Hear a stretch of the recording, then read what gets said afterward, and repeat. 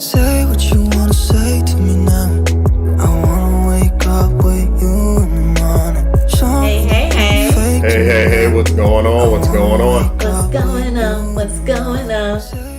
Well, hello everybody. Welcome back to our Loved by You podcast. I'm your host, Carrie L, and my amazing, beautiful, handsome co-host. Me. I do all that and you come back with me. R.A. Roberts.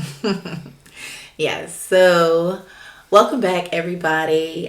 We are so glad that you have joined us to talk about some good things. What's our topic for tonight? Well, our topic for tonight are 10 things. 10 things. 10 things. What are 10 things that are true of good men and good women? Or 10 things that are true from the perspective of a good man and good women. Okay. So 10 things that are true of a good man and a good woman. Mm-hmm. Okay. So apparently I wrote the wrong list. I wasn't going to say anything about it. We're going to just go ahead and start with yours. And just to let you guys know, this will be part of like a series. So we're going to do like a couple of them tonight or today or whenever you're listening to this. And then we'll do a couple of them later on. So why don't you start with your little good characteristics? Oh, my little good. You caught yourself. You caught yourself. Well, I guess the first one I will start with, and I think out of the 3 that I mentioned, this one was the one that I guess you felt was the safest, or you didn't, because the first one you had to read twice. This one is. Come on with it. What's the one that you gonna say? What makes a good man, babe?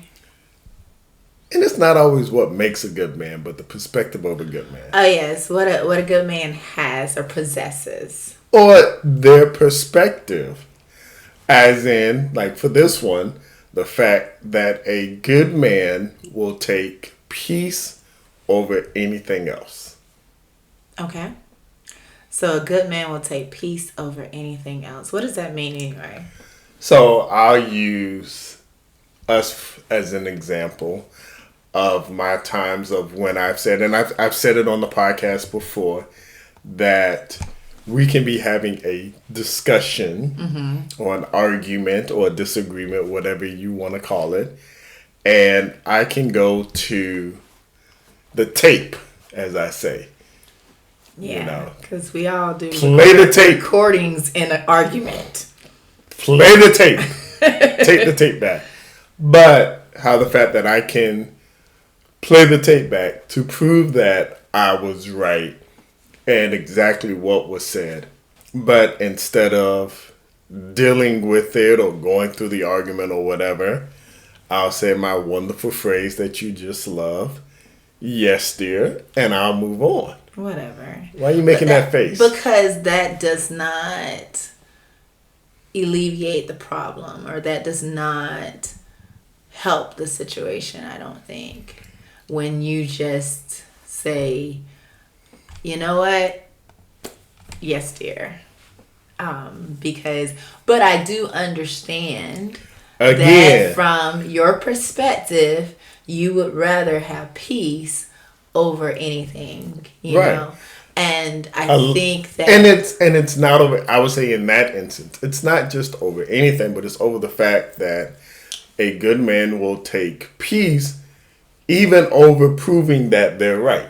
Yeah, and which also plays into the fact of a good man will take the consequences, will take the punishment, just to maintain peace over the fact of proving that they're right. But is that sustainable though? Like, I don't know if that's something Like, I think after a while, that would drive me absolutely nuts. Well, and that leads to one of the other points that we're going to talk about later. And I'll say no, it's not sustainable in the fact of they'll go through it. I think that there is a point when again they'll take peace over anything, that they'll realize that, you know what, my peace is more important than this relationship. Right. And that's what I'm saying. I don't think it's sustainable as far as you always taking the punches. You always saying, like, you know what? I don't want to argue about this. It's better that, I have peace right now versus showing to you that I'm right. I think that's one reason why I said, like, is that sustainable? Because I think after a while, you get tired of taking it for the team, know? And eventually you're going to say, my peace means me not laying down, but not always taking the punches, not always being the one that's the bigger person, because I think naturally we don't want to be the bigger person all the time. Like, let me be petty. Like, maybe not let me be petty, but just, let me be right sometimes. I think, too, that kind of brings another thought on the flip side of that, of a good woman or even like a good wife, I think, will allow you to be right sometimes. Like, allow the other person to be right versus you always fighting for that position of rightness, if that makes any sense. You know what I'm saying? Like, yes, and I know you probably say, but I am right. And I'm like, I get that, but I'm saying that there are times that, and I can really speak from my perspective, I can't speak for all women, but I know that most of the times a lot of women love to not necessarily argue, but they love to be right. And we are always going to be those lawyers that come to the courtroom with our evidence. And even if we can't remember the whole story, we know that in the end, we were correct. And so think about that. Think about what you just said. That a lot of women, because there's no absolutes and it's not for everybody, but that a lot of women want to prove that they're right. And so that equates to have some women, and again, it may be flipped. Yeah. In your dynamics, in your relationship, in your marriage, a lot of women want to prove that they're right, and so they're not going to drop something or they're not going to move on until they prove that they're right. So that means the only way that this man can get peace is to let you believe that you're right. Right. So again, it goes back to they will allow you to believe that you're right because they know that's the only way that they're going to have peace. Until it's at a point where you're just tired of it. And then it's like, but then you're right, but you right all by yourself. And it's like, don't nobody want that. Like, I'm gonna be the first to be like, you can have it. You can have your rightness, whatever you need, because at the end of the day, I am going to be Mrs. Roberts until the rapture. Of course, too, after the rapture, I realized that you might not even really be, we not married anymore, I don't think. And that's really kind of, that's just really messing with me. Can we not go down this rabbit hole again? Okay. You in that rabbit hole that, Right. Yeah. And I'm even going to have like a new banging body. So anyways, again, we're not going down this rabbit hole.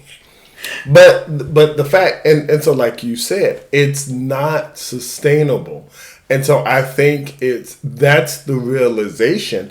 And it applies in relationships, it applies in jobs, it applies in several situations, that this just isn't a relationship thing.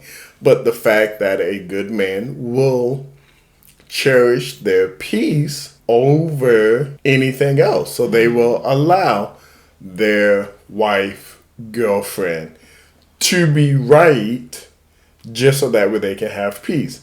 They will allow their boss to be right or to get away with things or to vent just so that way they can have peace and go back to their desk. And yes, eventually it may get to that point that they're like, you know what? The only way I'm going to have peace is to leave this situation. But I think the first step is to realize and acknowledge that. And I will say, because a lot of times when we don't understand and agree with something, we try to rationalize it, or we try to change that fact to be something that we agree with. So, i.e., well, I don't think the fact that a good man will choose peace over their relationship is a good thing. But that's where the pause needs to happen. And it's like, okay, you may not think that, but it's still factual. It's still the reality.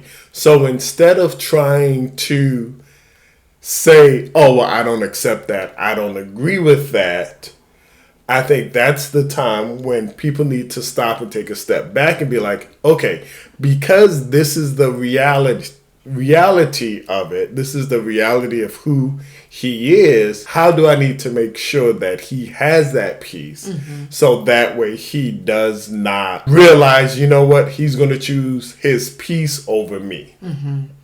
And also, too, understanding that if you care about, I feel like if you care about your man, you and his well-being, or you should make sure that he's not always compromising his right argument or something like that. Or the fight. Or to put it this way, for the good of. Yes. For the good of the marriage, Right. for the good of the job, for the good of the kids, or whatever. Because I even think, like how you said, that this is something that is relevant in all situations, you know, all relationships, all even situationships. Like, I think even with your friendships, you should be able to sometimes let them have it. Like, it does not hurt you to be like, okay, like, let's agree to disagree for right now, or let's table it and come back to it if you truly feel like this is something that we really need to talk about.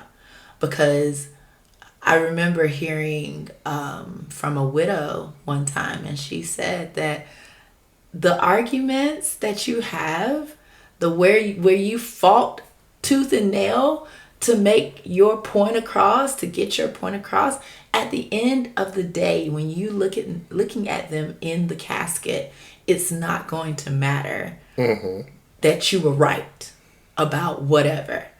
And it's like, I think about that all the time, of how if your partner is truly your partner for life, and you care about that person, and you could not dare to even imagine life without spending with them, then you should be able to realize that you don't always have to be right. You don't always have to be a bulldog in the fight. You don't always have to prove your point in order to get the benefit. Because I think at the end of the day, the benefit is the marriage and the healthy relationship. And also the well-being of your spouse, you know, because I think men, and you can correct me if I'm wrong, but I think men are validated when you are not always fighting. You know, there's a scripture about a nagging wife, you know, and it's like, it is something to be said. You know, it's something when they say it in the Bible. But it's something to be said about that situation of, you know, when you are constantly having to come home, and instead of coming home to peace, you're coming home to war. It gets tiring.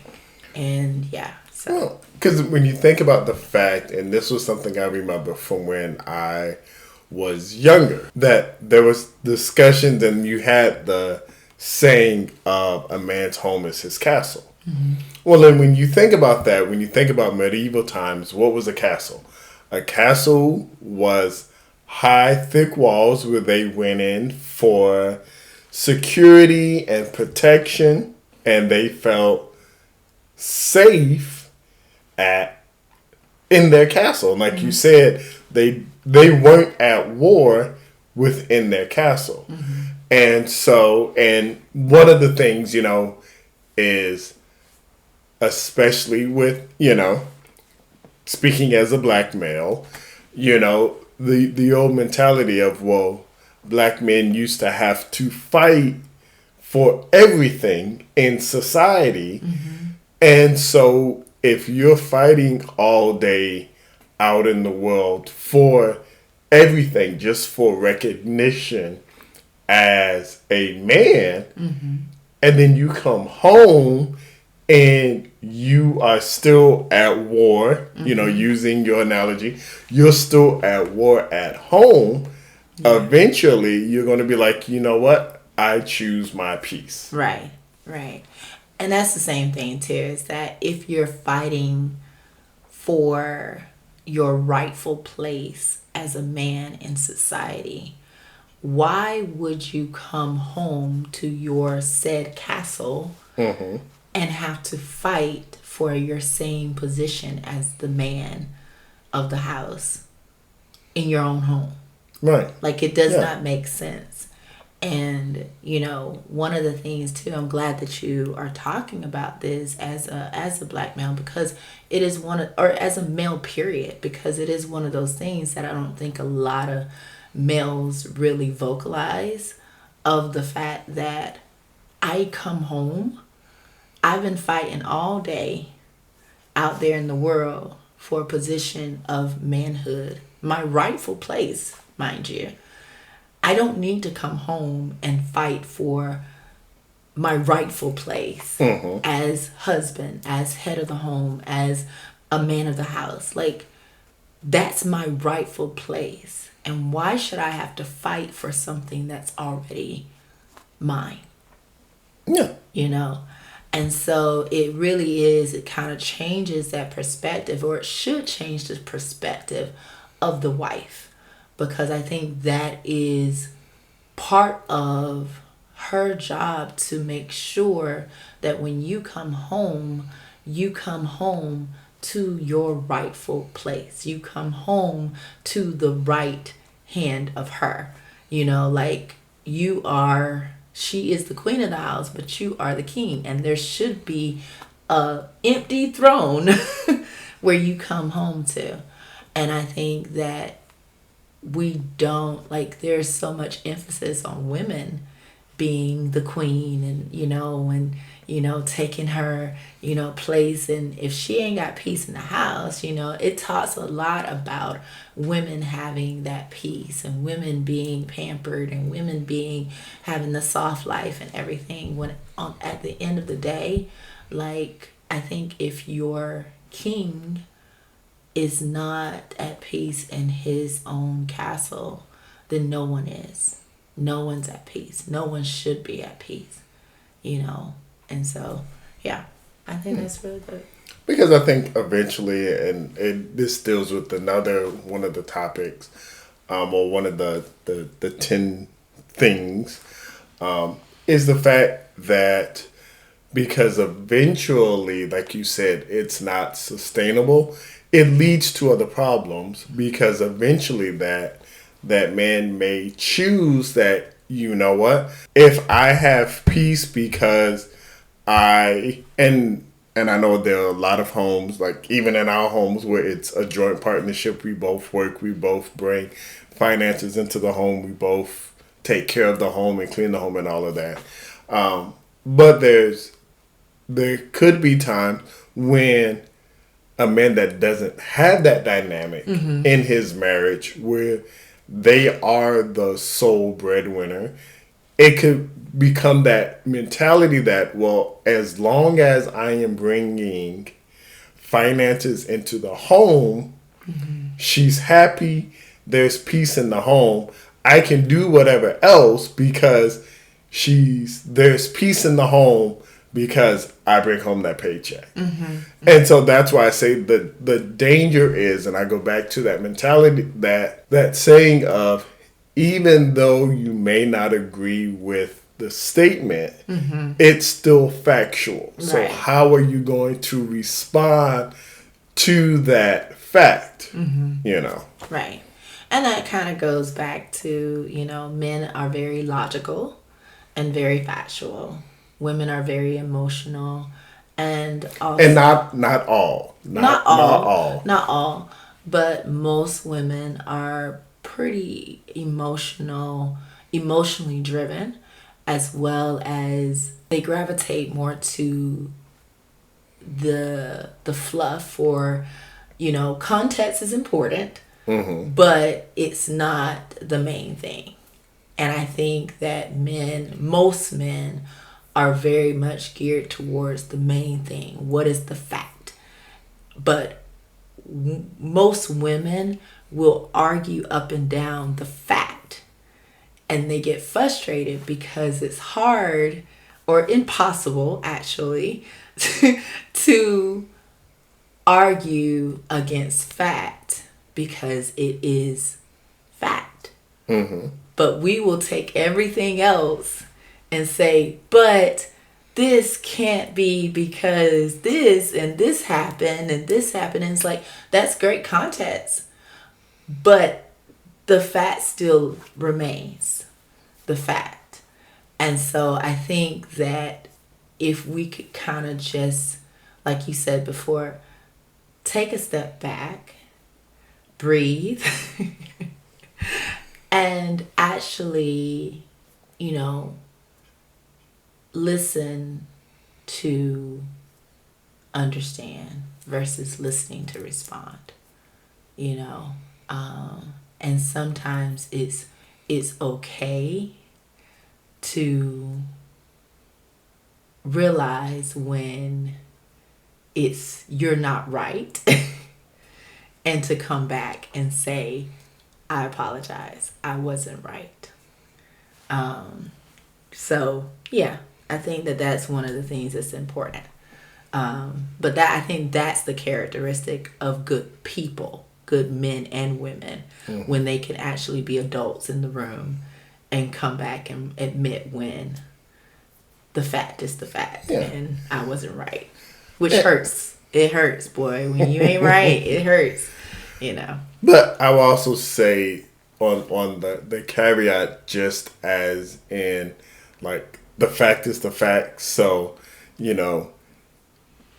good men choosing peace over anything else is the fact. I will also say that the fact is that those good men also need to vocalize when it's like, okay, now I've been choosing peace, but I'm almost full. I'm almost at the point, before they get to that mentality of, or before they make that decision of, well, I'm going to choose my peace over her or the relation, right? Yeah. Because I remember I had a coworker one time that got divorced. I could hear it and I understood it, but she didn't, because one of the things she said is that, well, the things I wanted my husband to do when we were married, he never did, but he does those things with his new wife.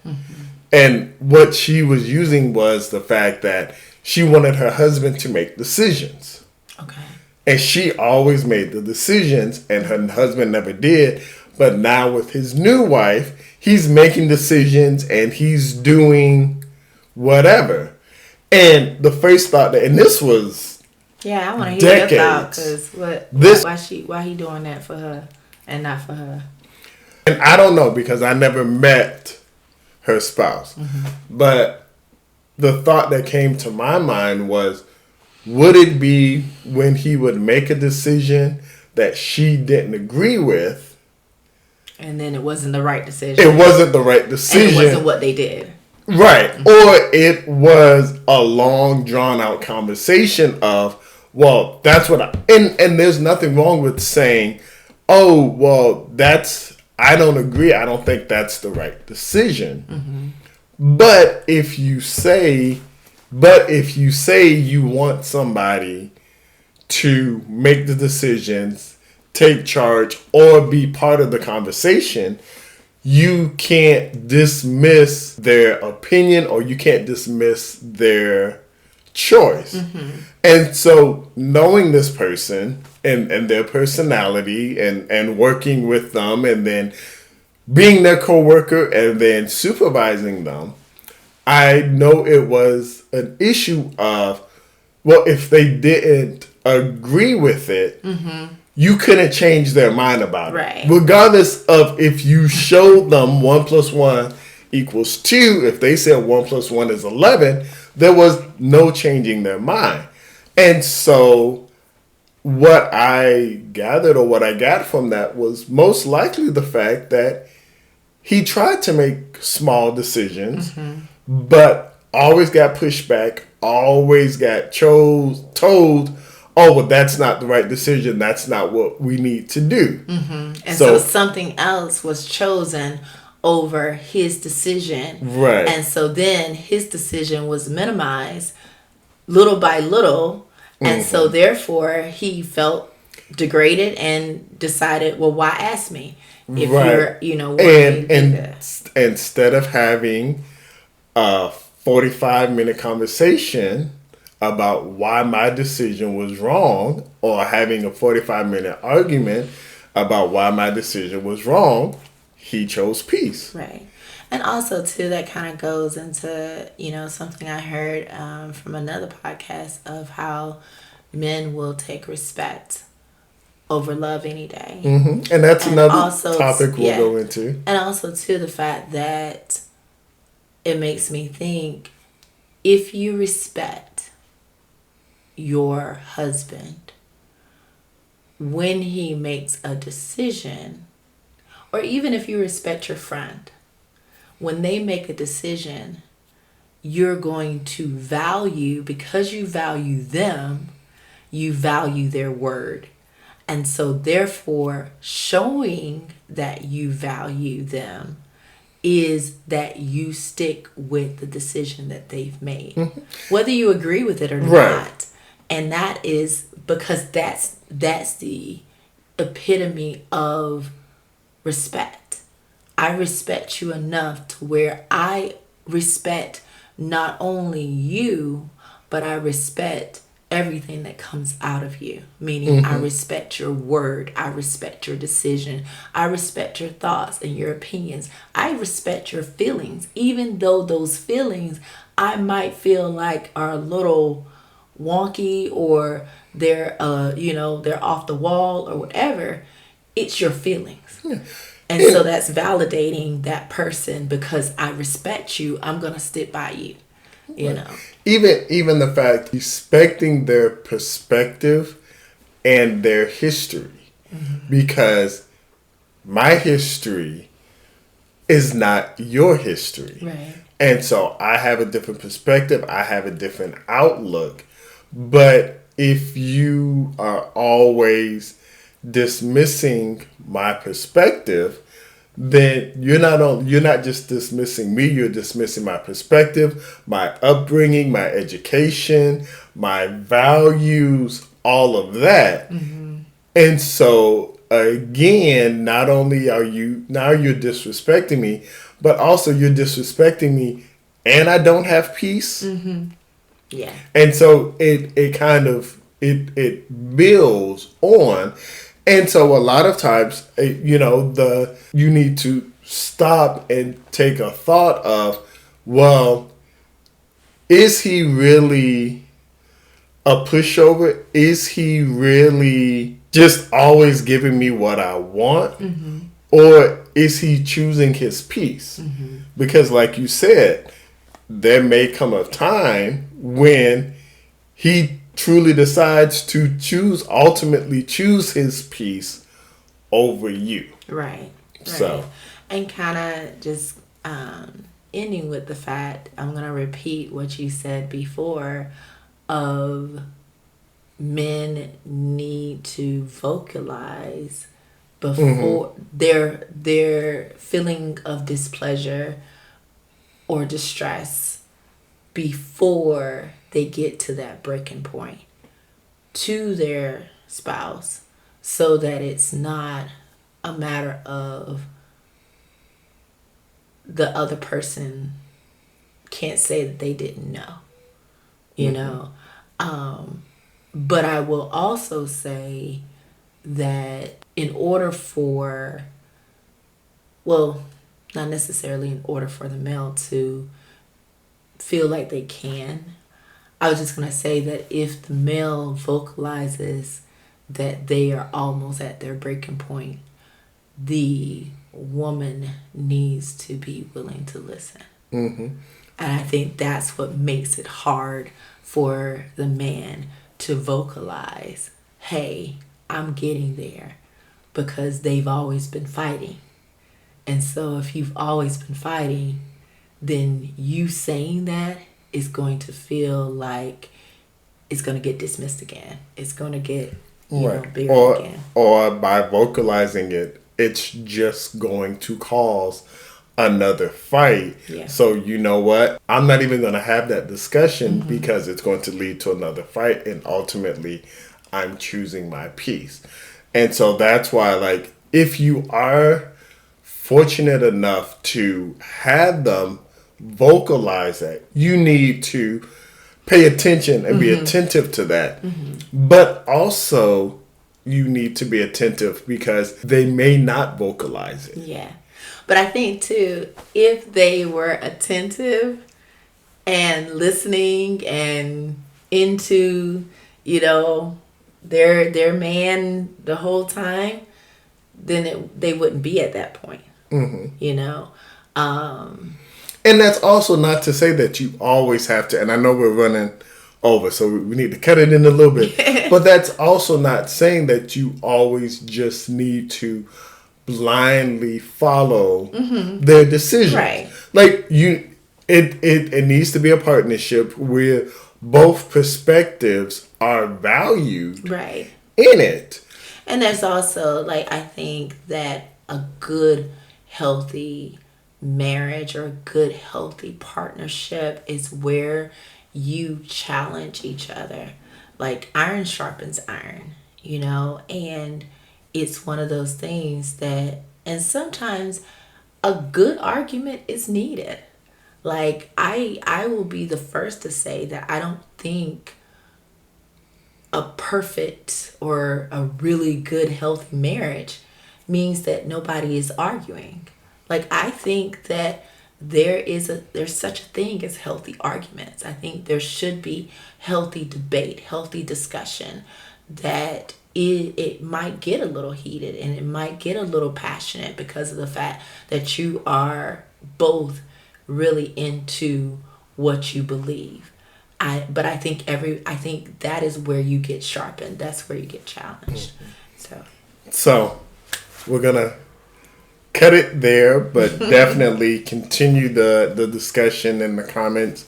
If there's something that was said that you vehemently disagree with, put it in the comments. State why. It's we've been in this game for 20 plus years, but we also value your perspective. So if it differs, put it in there and say why. Yeah. Or if you have a question about it, we definitely love to hear from you. So, but babe, I am so thankful to be loved by you. And I'm thankful to be loved by you. And we are thankful to be loved by him. Bye. Peace out. Fake to you now.